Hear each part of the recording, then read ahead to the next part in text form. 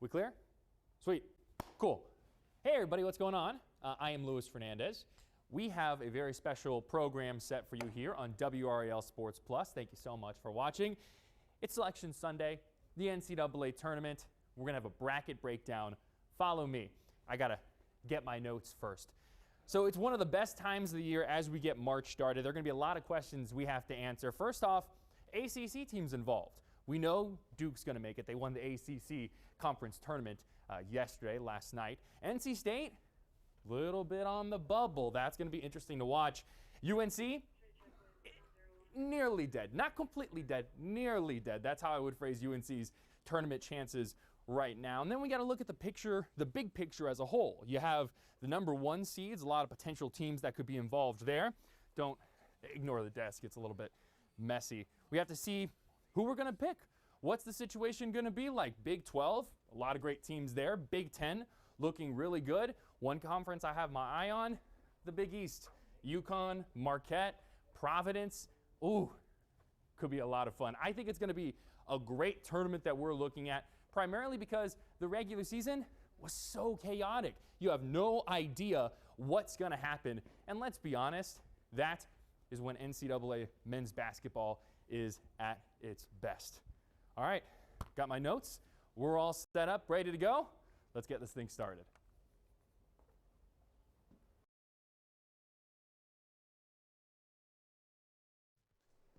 All right, look at that. Hello, everybody.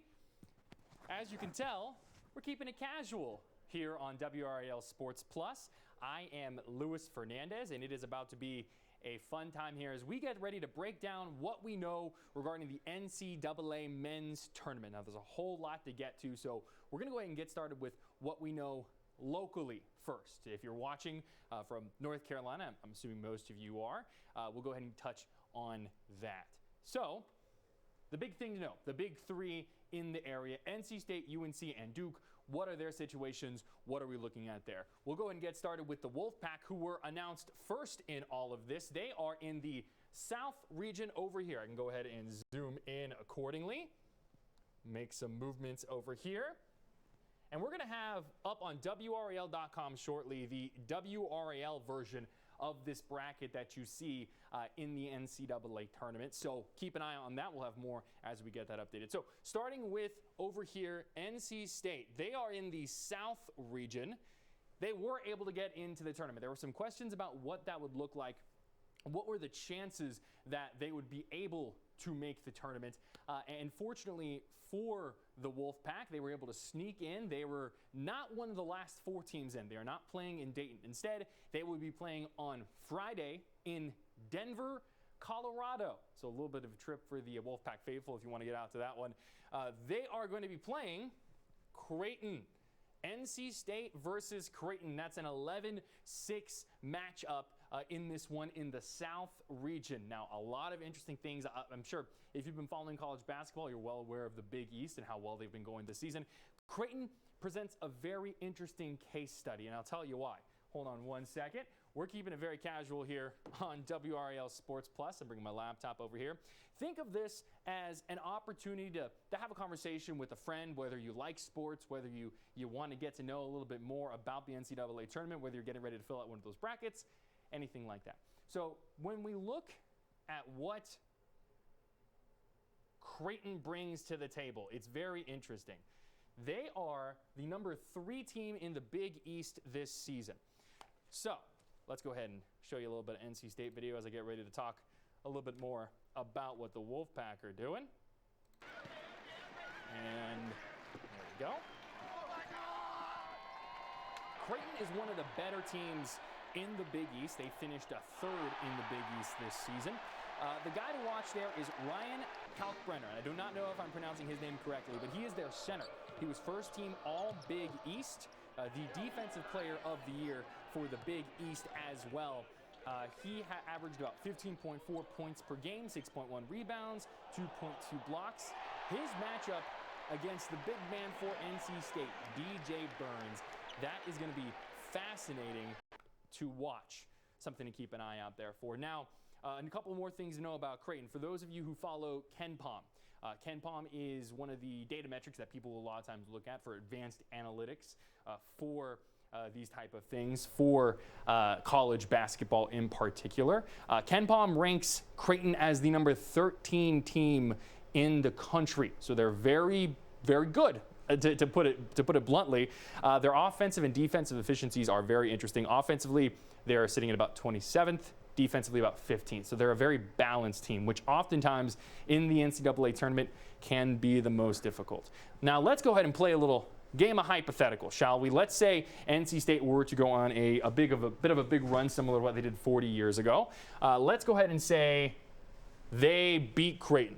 So what would they be facing in the rest of the South region? Okay, so you have here the winner of Creighton and NC State will go ahead and advance to play the winner of Baylor and UC Santa Barbara here in the second round. So that's going to be interesting to see, because Baylor is one of these teams that is very topsy-turvy. They have looked very good at times, and other times they have struggled.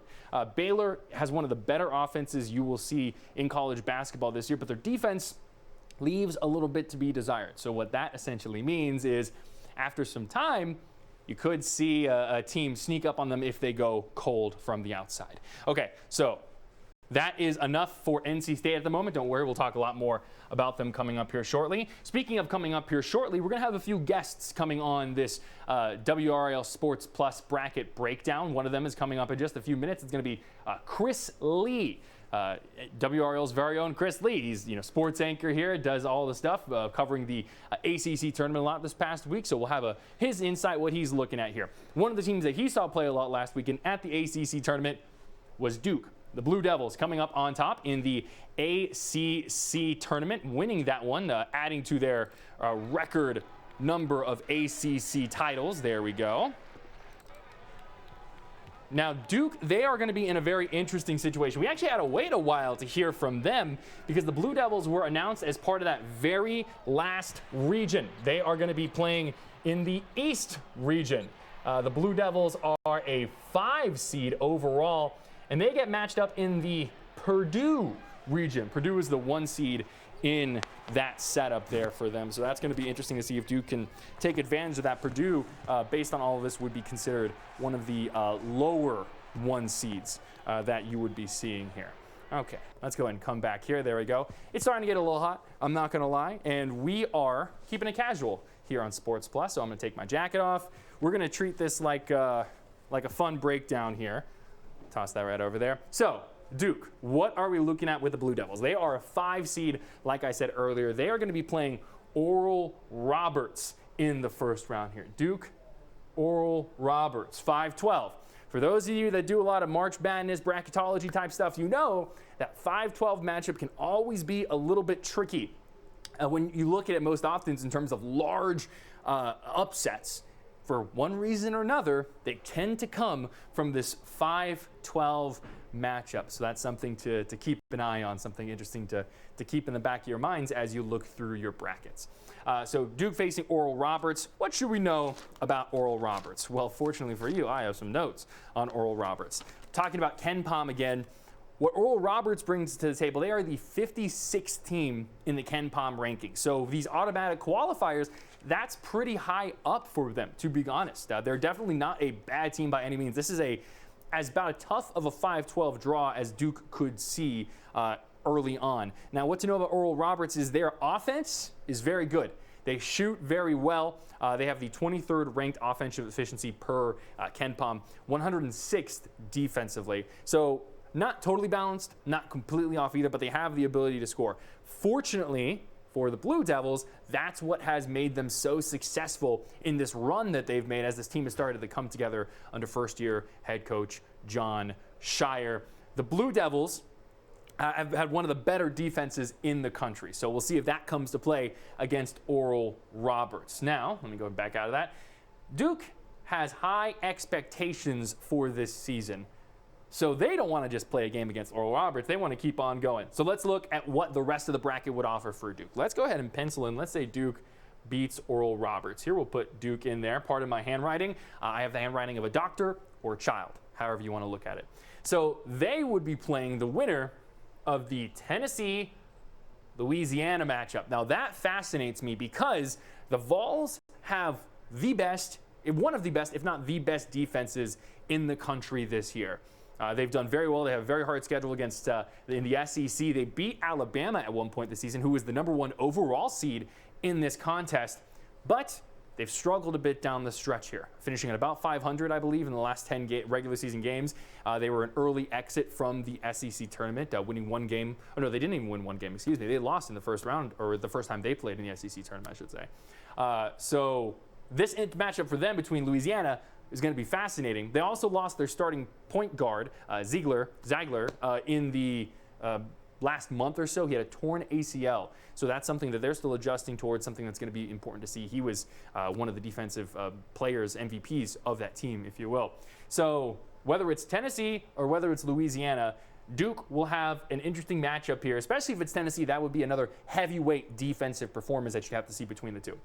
So, once again, let's continue down the road here for Duke. Hypothetically, let's say Duke were to win. Then, in the Sweet 16, they would be matched up against one of the folks coming from up here. So you could see Purdue, the #1 seed with the center over there who's absolutely fantastic. You could see Memphis or Florida Atlantic. Florida Atlantic, if you want to pick a team for an upset here, this is a really interesting matchup here between Memphis and Florida Atlantic. Something to keep an eye out for there.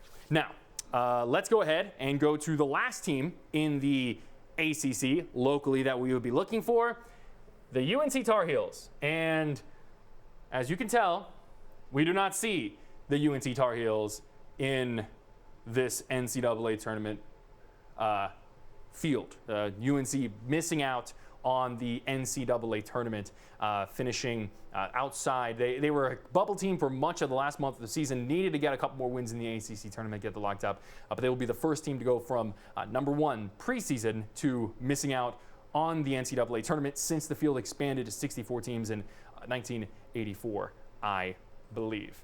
Let's see here. I believe Chris Lee is about ready to join us here. I think he's in the waiting room of the Zoom call. If you would go ahead and let him in there really quick. We'll hear what he has to say, what his thoughts are on this bracket. I'm sure I'll have a lot of interesting takes on Duke and NC State and what they've got going on. Let's see here. Waiting room there right on top of the screen. There you go.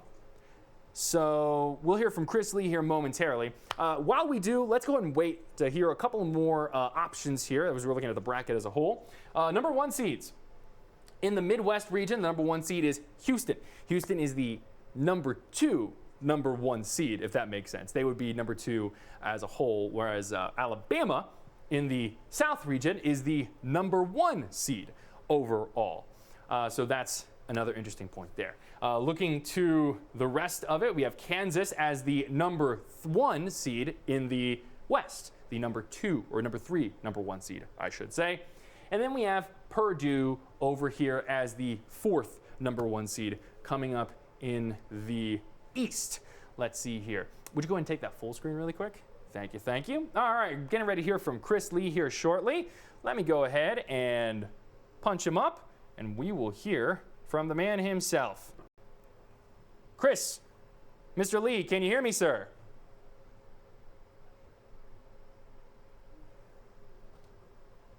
Can you hear me, Chris? Yeah, sorry, I'm just trying to. My audio settings are off. I'm sorry. No, you're good. I can hear you just fine. The people over here can see it as well. Chris, have you had a chance to look at the bracket so far? Yeah, I'm looking now. Sorry, I'm just, my audio settings are completely off. I guess these things aren't actually connected to my eye. That's okay. I have that I don't happen know all the what's time. going on. And sorry that my eyes look crazy. Allergies have been kicking my butt. Yeah, I've been looking at the bracket right now, yes. So, Chris, we've seen Duke as the 5 seed in the East region and NC State as the 11 seed, I believe, in the South region. What are your thoughts overall on the local teams and how they've matched up? Yeah, really, as far as for NC State, we'll start there first. I think they're right now in a very winnable game against Creighton. Creighton usually is a pretty good shooting team. I haven't really watched them a lot this season. We've seen NC State get hot from the field before, especially with Jarkel Joyner and Terquavion Smith. Casey Morcell can also add to that. So it's definitely a winnable game for NC State, their position to potentially make, a little bit of a run that maybe some people may not expect. For Duke, they have a lot tougher of a draw. I think a lot of people expected after winning the ACC tournament that they'd be able to one get a higher seed than Virginia, which they didn't, and two land in Greensboro, and they didn't do that. So now they're in Orlando, which isn't too bad of a trip for Duke.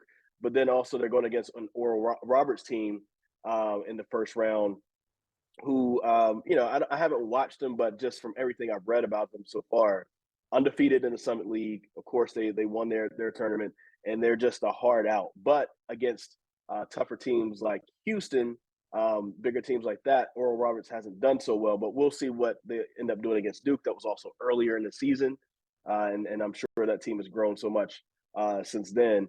And then it doesn't stop from there for Duke. If they win that and Tennessee wins their game, then they're going against Tennessee in the next round. And also in the same bracket, they have Kentucky, Michigan State, Marquette, and also Purdue, all in Memphis, all in the same bracket for Duke. So, Duke is probably going to have probably the toughest out.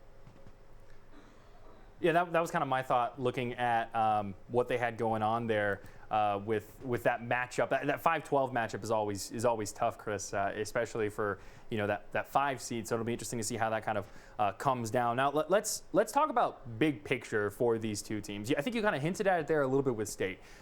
What do you think is the glass half full way of looking at this State situation? Do you think the Wolfpack could make a run in the tournament here? Yeah, so if we just go look at their bracket right here, there's a chance they beat Creighton, and then their next team would be Baylor. Now, if Baylor beats UCSB. Now, Baylor is always known for their stifling defense. And if NC State can't shoot, and we saw that in the ACC tournament when they went against Clemson, they can't shoot. Sometimes they can kind of fall their way out of the game. But if they can hit and show their athleticism and get those quick shots off and make those, then they can make that run. So let's say if they were to move on to the Sweet 16, then you're possibly going against an Arizona team, possibly going against a Missouri, and that'll be kind of a tough game for them. So it's possible that NC State gets to the Sweet 16.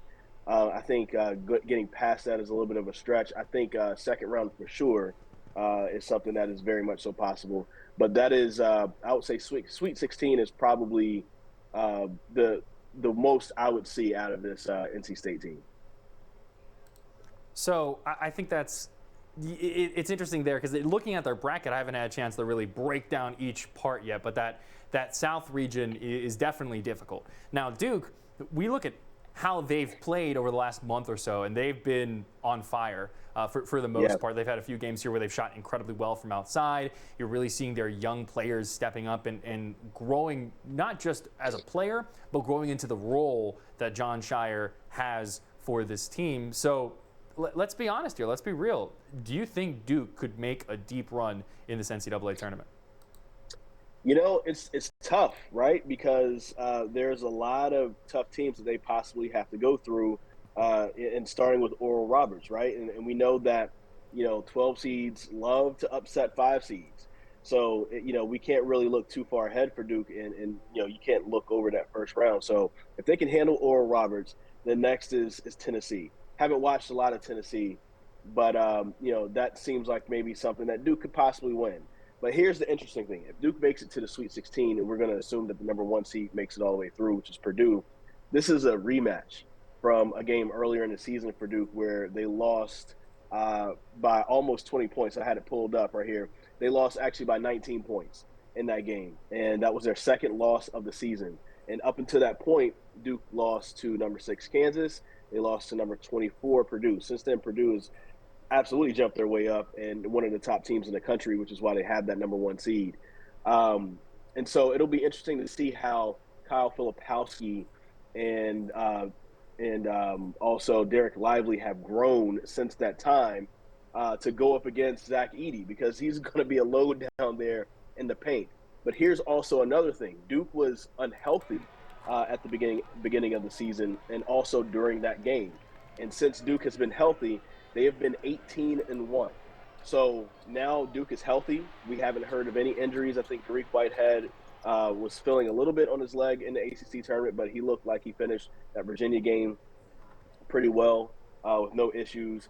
And so we'll see if Duke can kind of continue that run. And they have the setup to potentially do that, but they're going to have to really go through some tough teams like they just did in the ACC tournament. Let's think about it. Pitt was very close to winning the ACC outright, and that was one of the toughest teams in the ACC. They went through them. They beat the number 1 seed in the ACC tournament, Miami, who also beat them by double digits earlier in the season. So we've already seen that this Duke team can come back and beat a team that beat them by double digits afterwards. And then the Virginia game, they absolutely, kept Virginia at bay, and Virginia could never really get as closer than maybe 2 or 3 points in that championship game.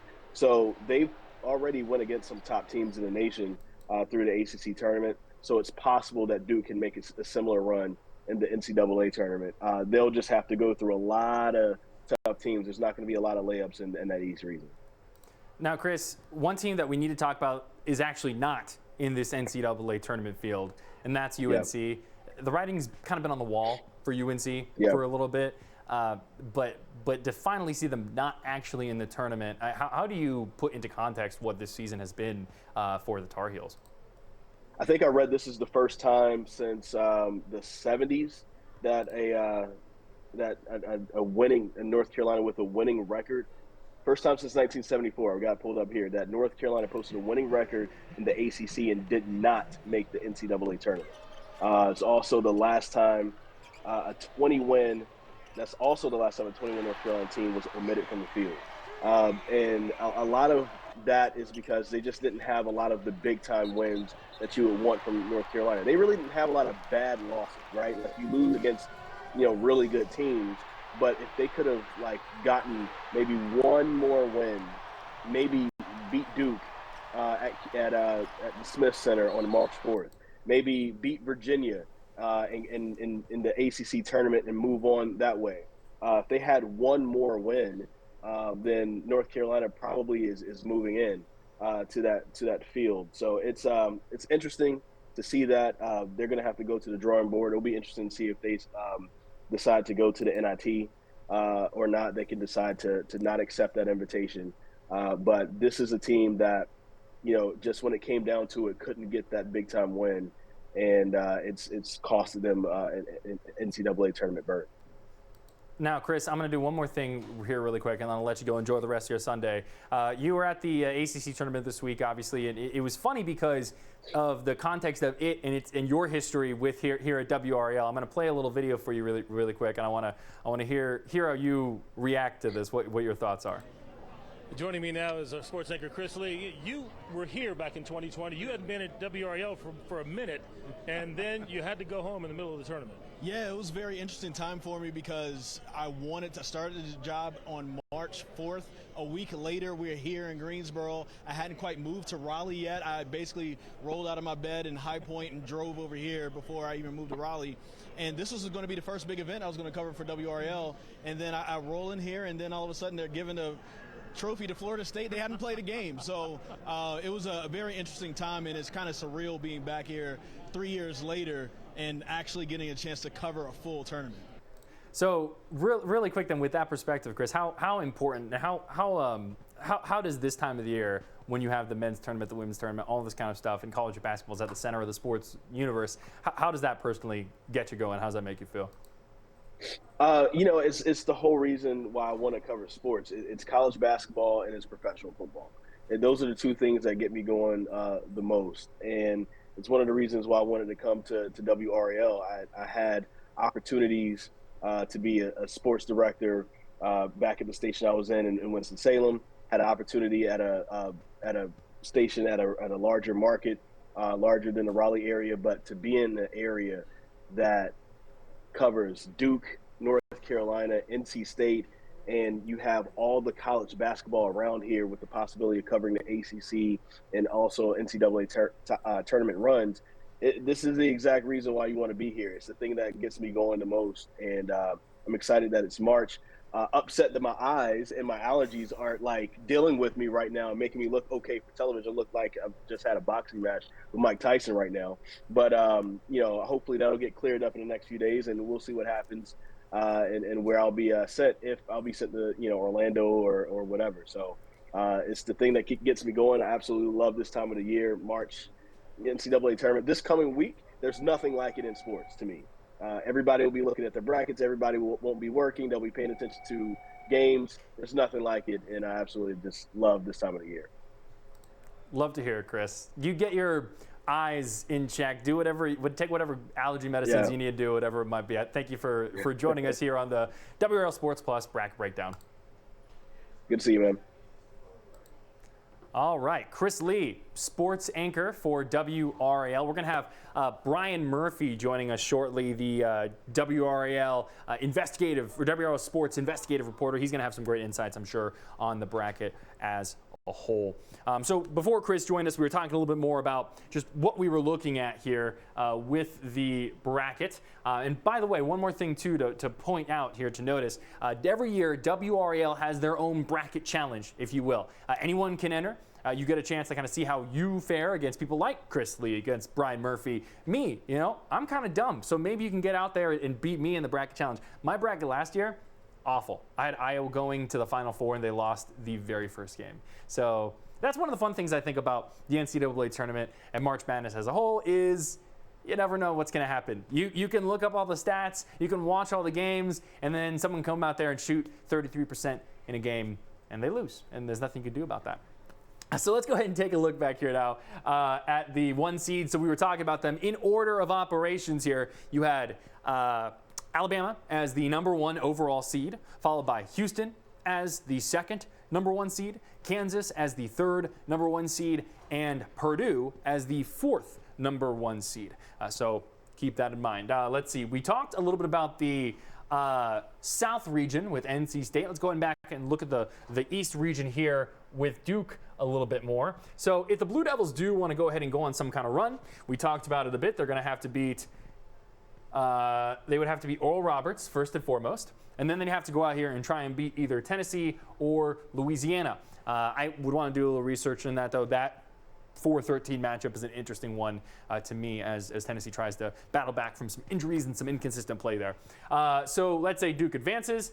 They have to beat one of those two teams. And then up here, they would have to face one of the following teams. Purdue, the winner of the 16-16 matchup here. Let's say history doesn't repeat itself and Purdue is able to win that game. Then it'd be Memphis or FAU.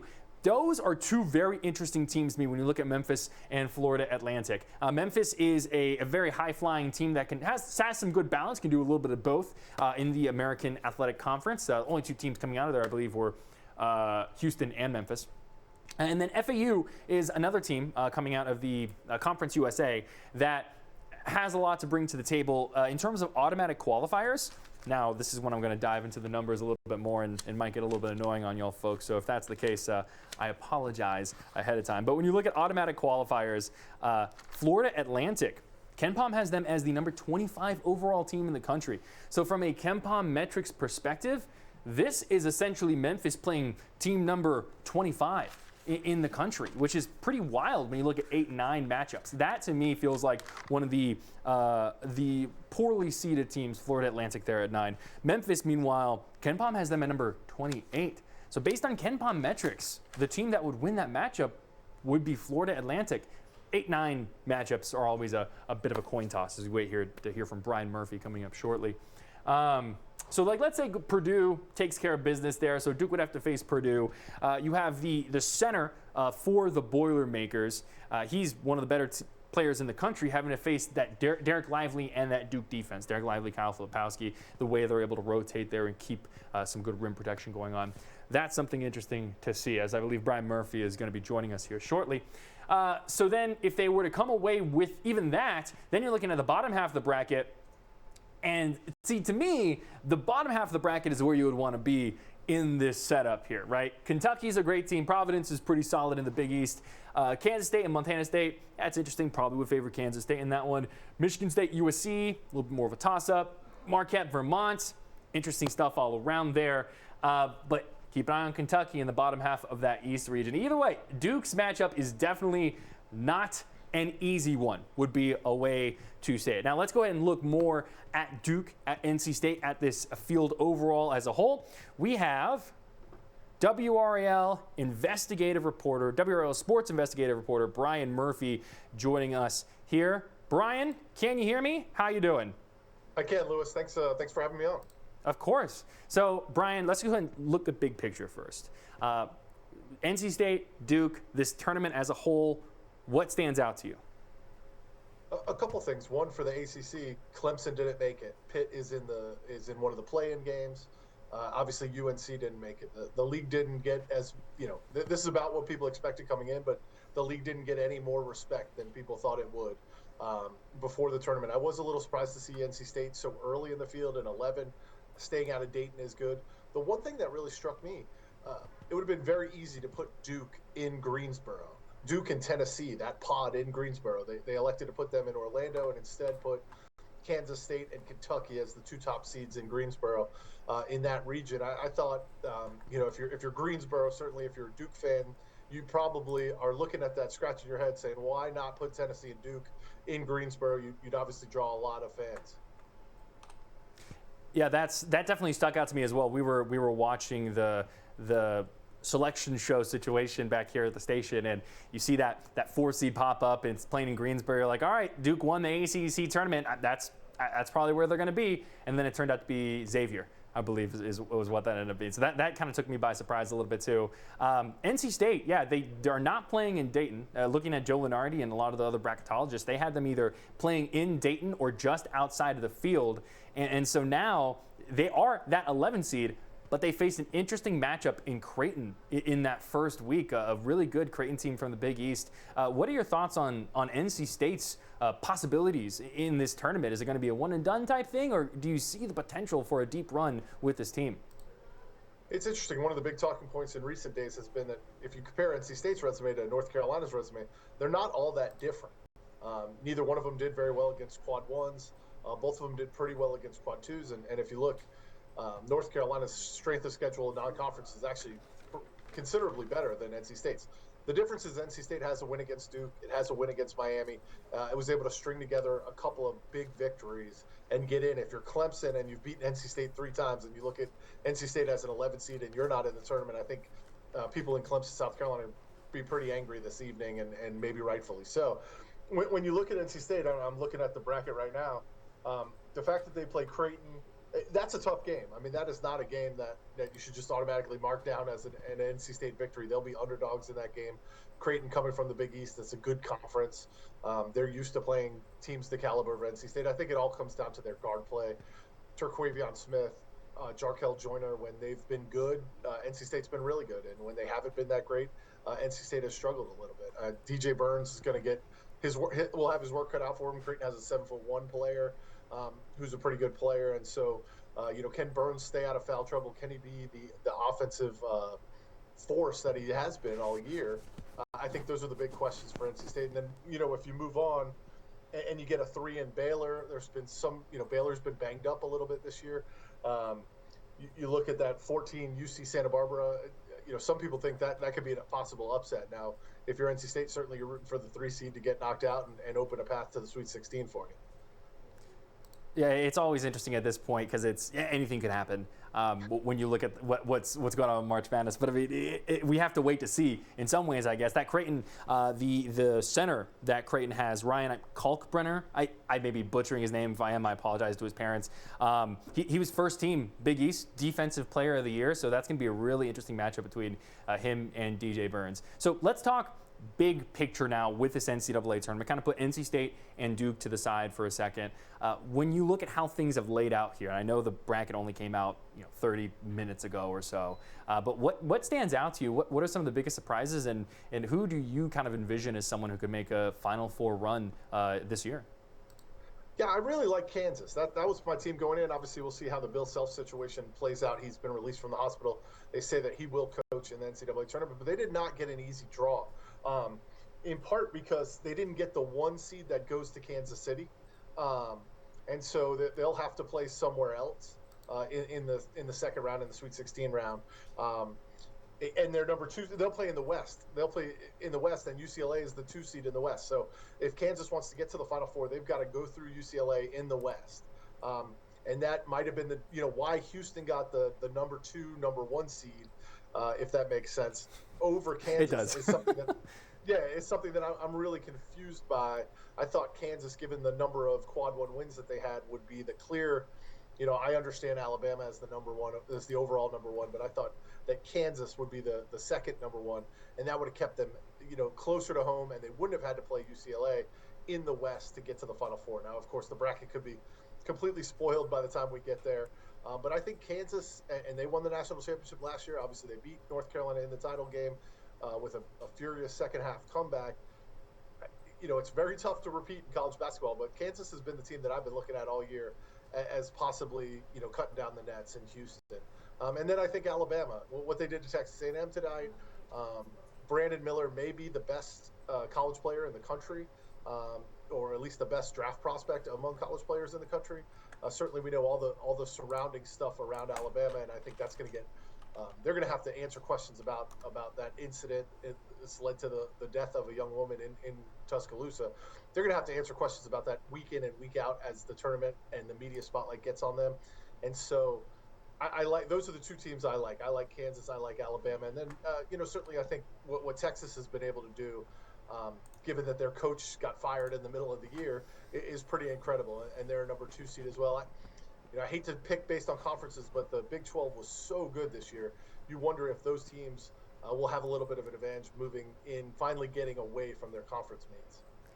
Yeah, that will be interesting because of how good the Big 12 was. I think Kansas had the most quad 1 wins of any team this year. They were constantly tested, and it sounds like they're going to be tested a little bit more if they want to get back. Now, we're going to talk a little bit about a team that Kansas played last year in the national championship game, UNC.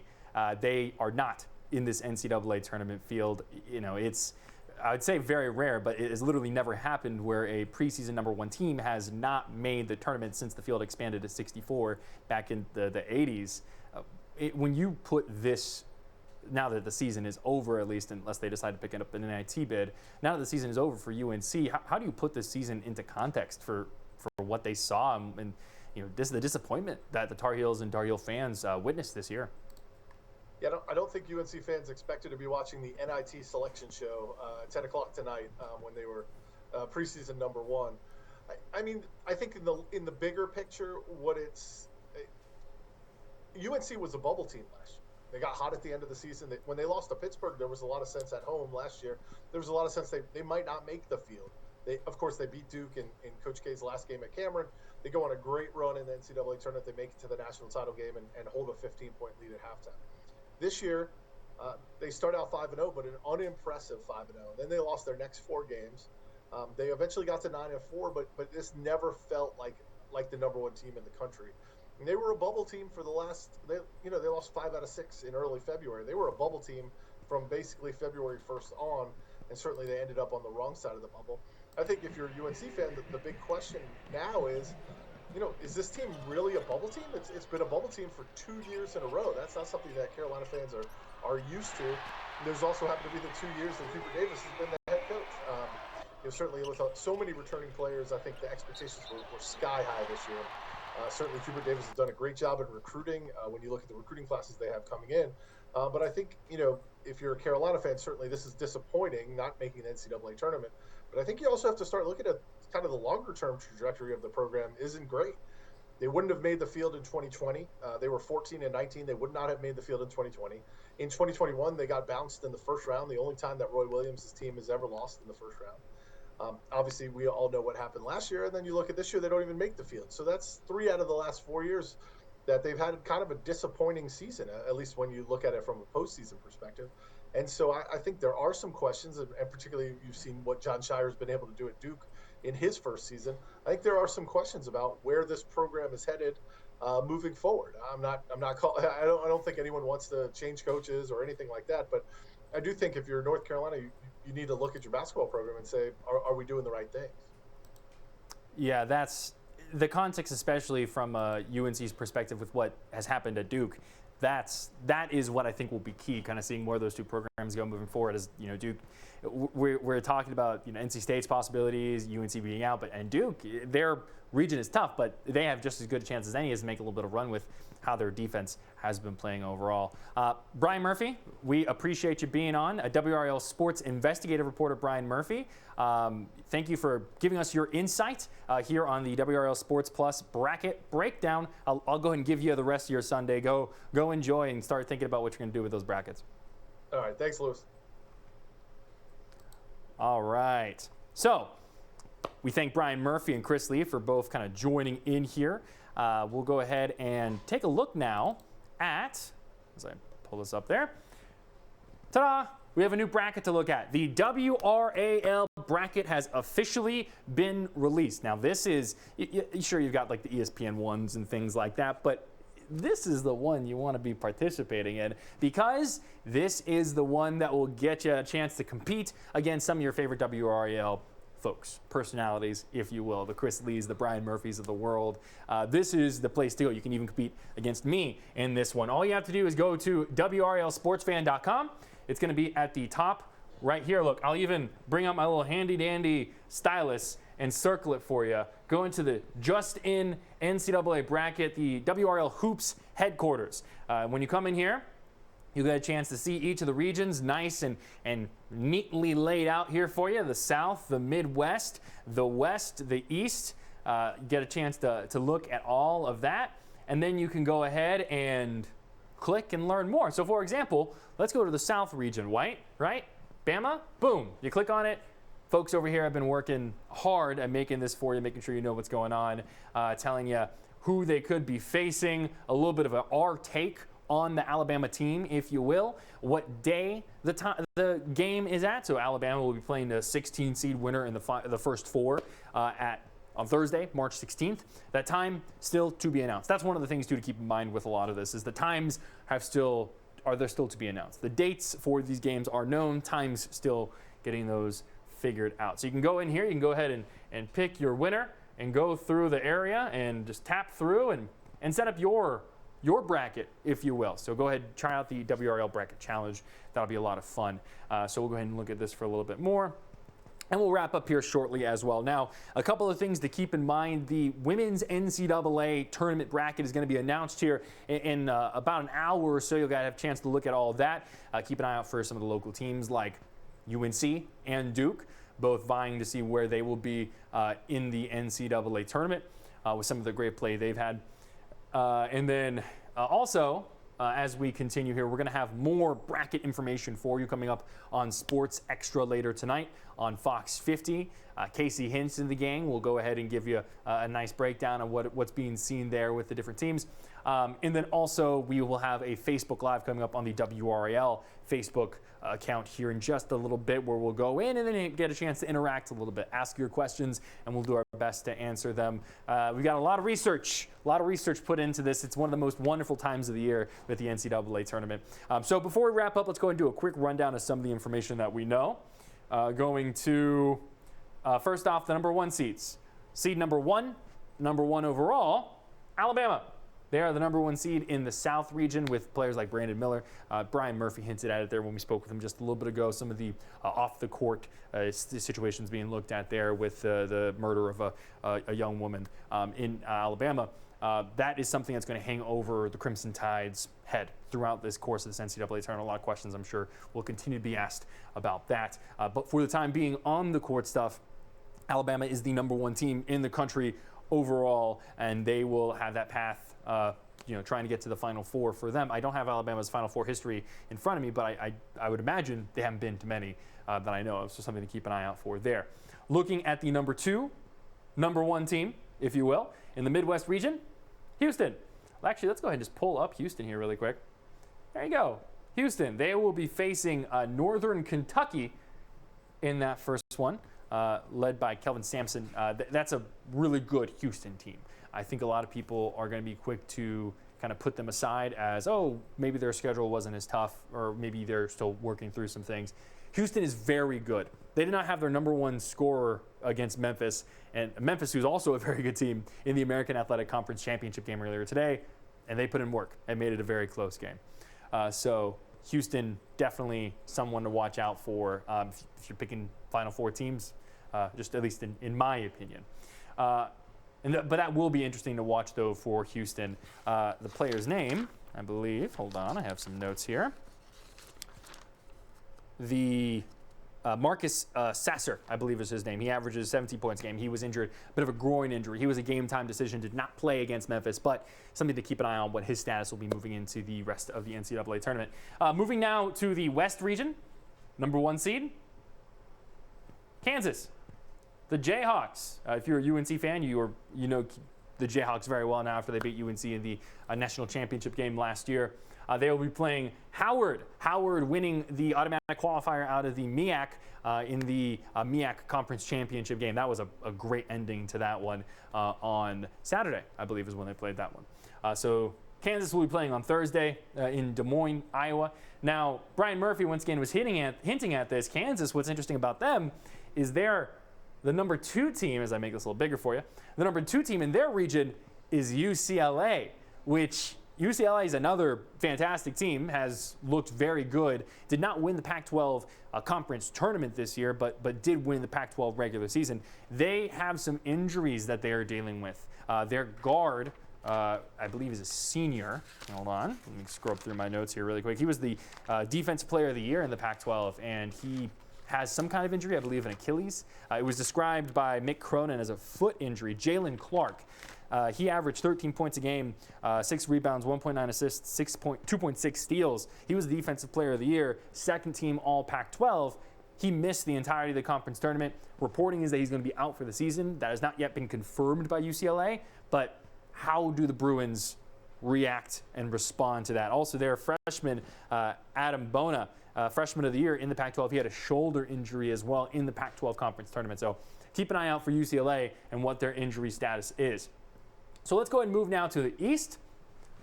With the East, we have the number 1 seeded Purdue Boilermakers. Oh, hello.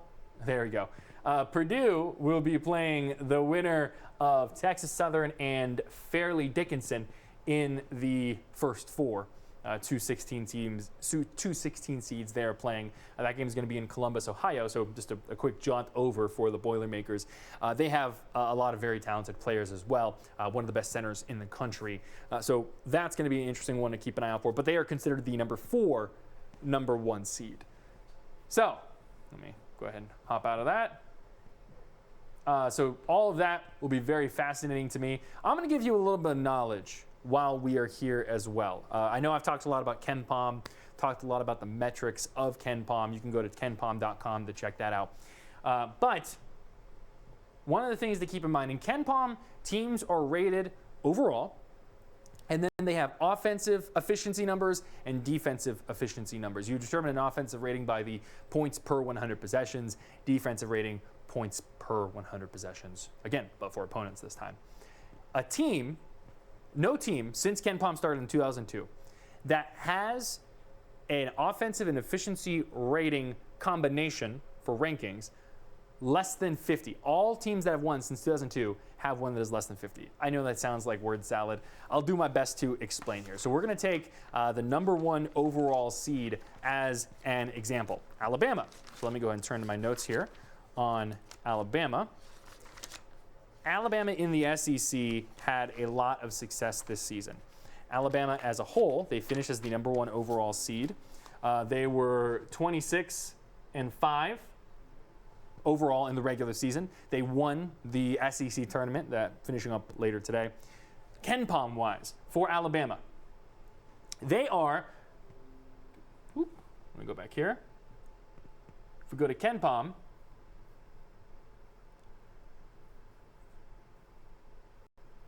they are the number 3 KenPom team, so number 3 overall. Their offensive rankings are 20, and their defensive ranking is 4. So when you take a team like that and combine it, that overall ranking is 24. Now, I know I'm getting into the basketball nerd stuff here, so bear with me, but I promise this info will help you win your bracket. When you have something like this, 24 overall, something to keep that. And also, I'm going to go ahead and go to some breaking news here as I go ahead and get this ready. If you're just watching, the NIT selection show will be happening later tonight. UNC did not make the NCAA tournament, so the question would be, would they compete in the NIT?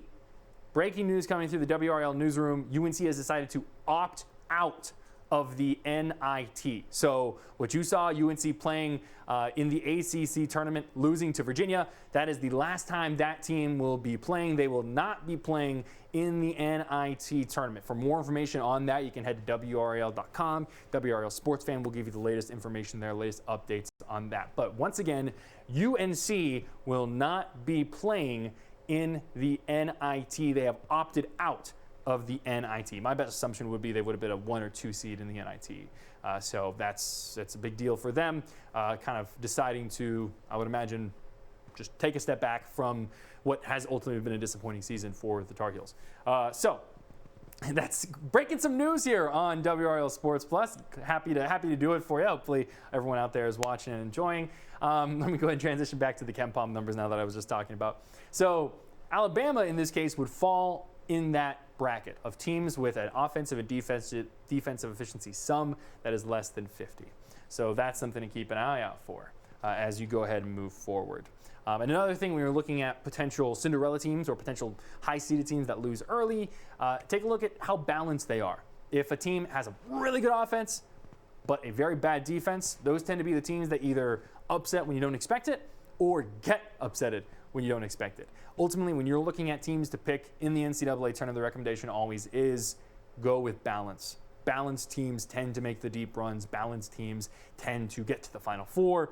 Balanced teams tend to win national championships. So one more time, that breaking news: UNC men's basketball has opted out of the NIT. They will not be playing in the NIT coming up in the next week or two.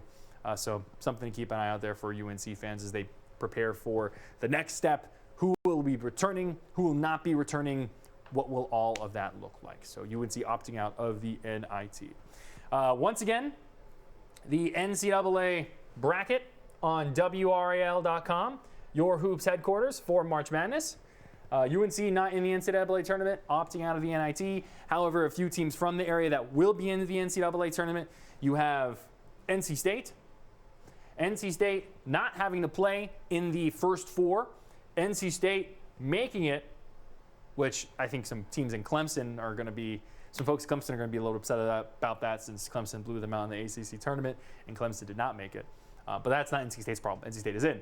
They will be playing 6th seed Creighton. So that very first game, you will have Creighton versus NC State. Game details here for you. NC State will play Creighton on Friday. That is March 17th. The time of that is still to be determined. The location will be at Denver. So if you are an NC State fan and you want to go watch that first round of the NCAA tournament, you better hop on Google Flights or whatever it might be and start looking at ways to buy tickets to make your way out to Denver. Hey, maybe you start driving now, you can get there by Friday. And then that is NC State. And then Duke, the other local team that's going to be in the NCAA tournament, they're in the East region. And they are here. Duke is the 5 seed in the East region. They will be playing 12-seeded Oral Roberts. That game against the Golden Eagles will be on Thursday. Time is to be announced. The location, we did not mention this earlier. The location is Orlando, Florida. Here, I'll zoom in a little bit for you. Orlando, Florida. That is where Duke will be playing its first round game. The time, however, is still to be announced, playing against Oral Roberts. So there you have it. A little bit of information for you here. I hope you've enjoyed this WRAL Sports Plus bracket breakdown. We've been going for about an hour now. I could talk about this kind of stuff all day. I tell you what, it's so much fun. So a couple of quick little touching points here just to make sure you understand what's going on. Go to WRAL Sports Fan. And up here at the very top, you'll see the NCAA bracket, the hoops headquarters for WRAL. Go enter in your bracket. Go have some fun. Compete against the other WRAL personalities. See who has the best bracket. See if your bracket is better than mine. I'm going to be honest. It probably will be. I'm very bad at picking brackets. he says at the end of a bracket breakdown hour-long segment on WRAL Sports Plus. So you have that going on. Once again, if you are an NC State fan, they will be playing against Creighton. That game is going to be in Denver. The time is to be announced. We will let you know once that has been announced. And the date, however, will be March 17th. And then if you are a Duke fan, Duke is not the 4 seed, that's Tennessee. Duke is the 5 seed. They will be playing Oral Roberts on Thursday, March 16th in Orlando, Florida. The time for that one is also to be announced. And if you are a UNC fan, UNC did not make the NCAA tournament, and they have opted out of the NIT. So that core group that you saw playing this season will not play another game together as players like Leaky Black move on, going to the NBA draft. And then we'll see what happens with players like Armando Bacot and the rest and what their decisions are. If any kind of transfers come in, the inspiring freshman class for UNC, they're going to have a lot of good players coming in. See how that group kind of molds moving into Hubert Davis's 3rd season at UNC. All right, that's going to do it for us. Thank you all so much for watching. I am Luis Fernandez. I want to give a shout out to Chris Lee and Brian Murphy, who joined us earlier today and talked a little bit about their insights into this bracket breakdown and what they should be expecting. We're going to have a little bit more coming up on Sports Extra, Fox 50 at 10 o'clock, and then the WRAL 11 p.m. news.